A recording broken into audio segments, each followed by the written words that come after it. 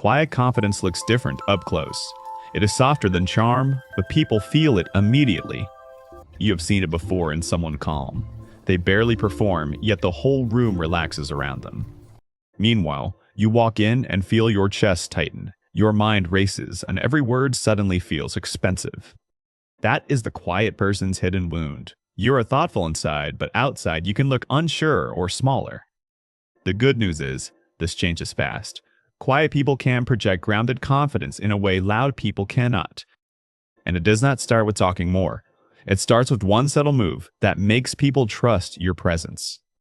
The move is simple. Hold the moment. When you enter, answer or look up. Stay there one beat longer. Most people rush to prove they belong. You will do the opposite and let your body say, I am here.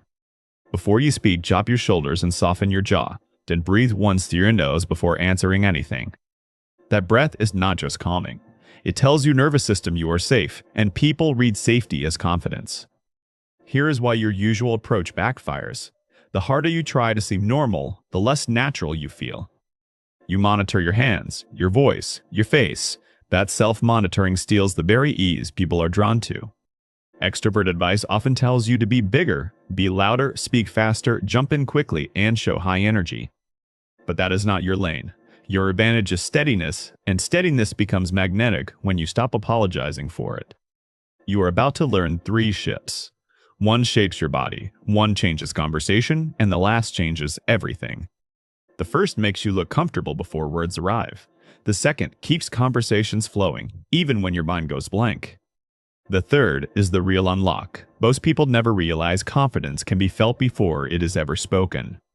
Picture a party where everyone seems connected already. You grab a drink, scan the room, and instantly feel late. So you shrink without noticing. Your chin dips, your eyes dart, and your steps become smaller than they were outside. People do not read that as lack of worth. They read it as uncertainty, then mirror that uncertainty back. That is the first decoding to remember. Bodies mirror bodies faster than minds form opinions, and that changes every interaction. Here's the first practical move. Before entering any room, pause at the doorway for one full breath. Then walk in at your normal speed, not your nervous speed.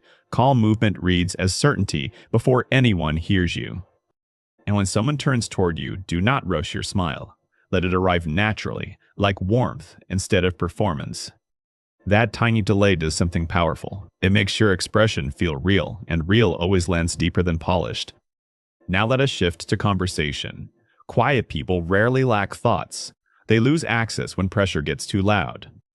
You could ask something simple and freeze. Your brain starts searching for the perfect answer, and the moment collapses. The fix is not faster thinking. The fix is buying yourself one calm second without looking nervous. Use this line when your mind blanks. That's a good question. Then breathe, look slightly away, and answer simply. That phrase works because it turns a pause into thoughtfulness. Pausing before answering often signals depth, not weakness. This is where it gets interesting. People trust measured responses more than rushed ones, especially in rooms full of noise. Another tool is giving the other person a bigger runway. Ask what made you decide on that and stay quiet. Most conversations die because both people trade summaries. The moment opens when someone invites the story underneath. You do not need a perfect follow-up every time. Keep 3 simple keys ready. What, how, and what surprised you? What was the best part of that gets people reliving? How did that feel? Gets them revealing.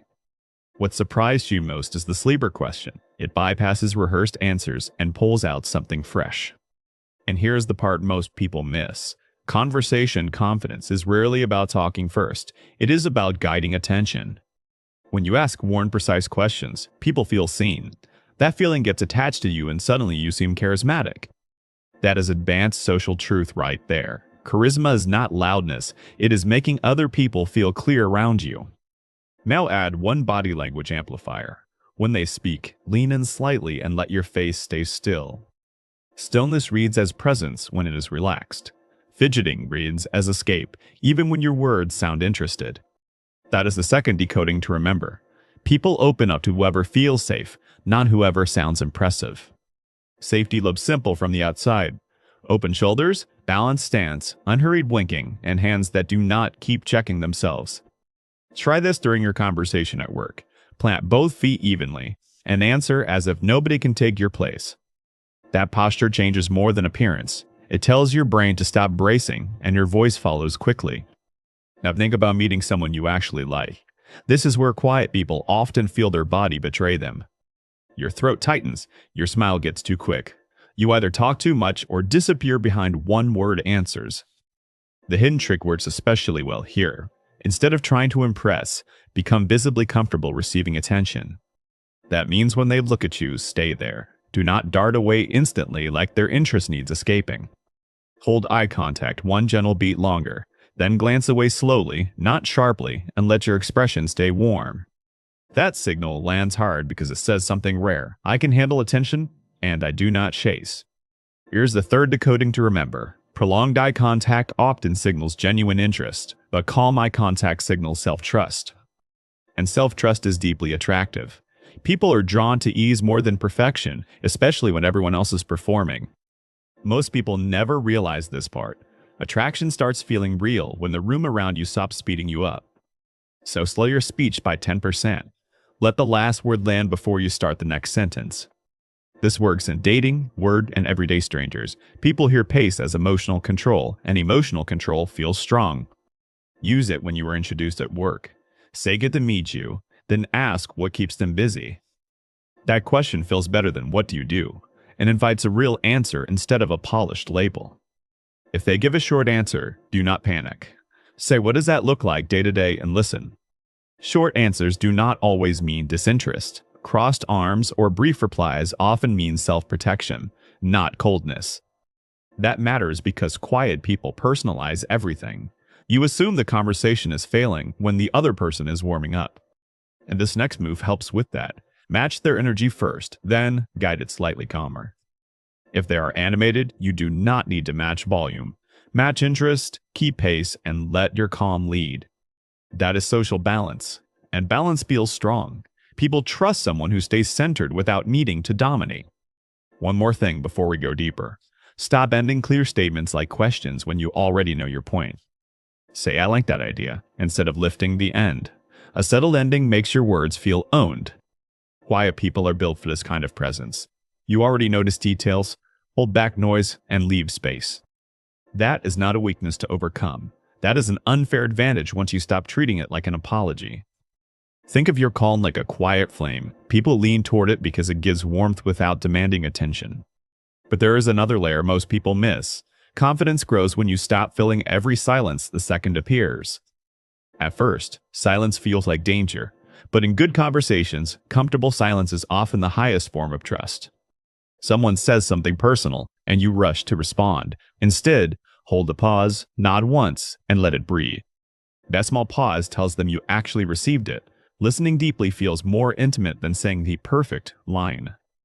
If this has happened to you, say so below. Your story can be the exact reassurance another quiet person needs. Your mind blanks around attractive people, or you replay one awkward sentence all night after meetings. Drop your experience in the comments if you want. Reading each other reminds you that quiet struggle is shared. Now back to the real shift. What I'm about to share changes how people read your confidence entirely. Stop trying to look confident from the outside. Start giving confident attention, and your presence changes from the inside. Confident attention means you are fully with the person. Not scanning the room, not fixing your face, not rehearsing. When someone speaks, notice one detail and stay with it. Their tone, their excitement, the word they repeated. Then use a line like you lit up there. Or say that part sounded important to you. Those phrases work because they reflect, not perform. People feel understood when you name what they were already showing. That is the fourth decoding to remember. A slight head tilt, slower voice, and longer answers often mean growing comfort. And this is where quiet people shine. You notice patterns louder people miss because you are not busy performing yourself. There is one more practical move that changes group settings. Speak a little later, but speak with clean sentences. You do not need to win airtime. Let two louder people rush first, then deliver one clear thought.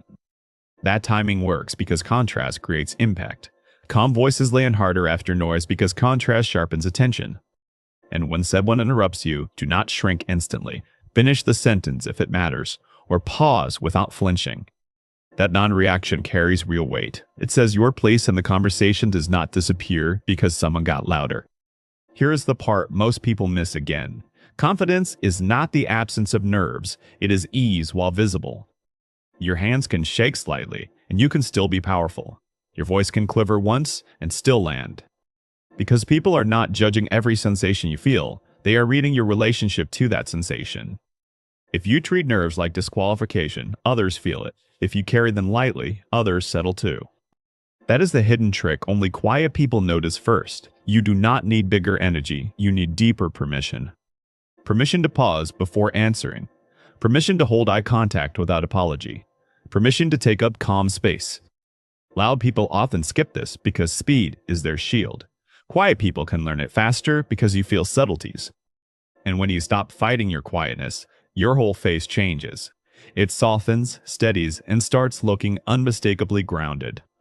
People sense that shift before they understand it. Your presence feels like a doorway they can walk through safely. This is the final withheld piece.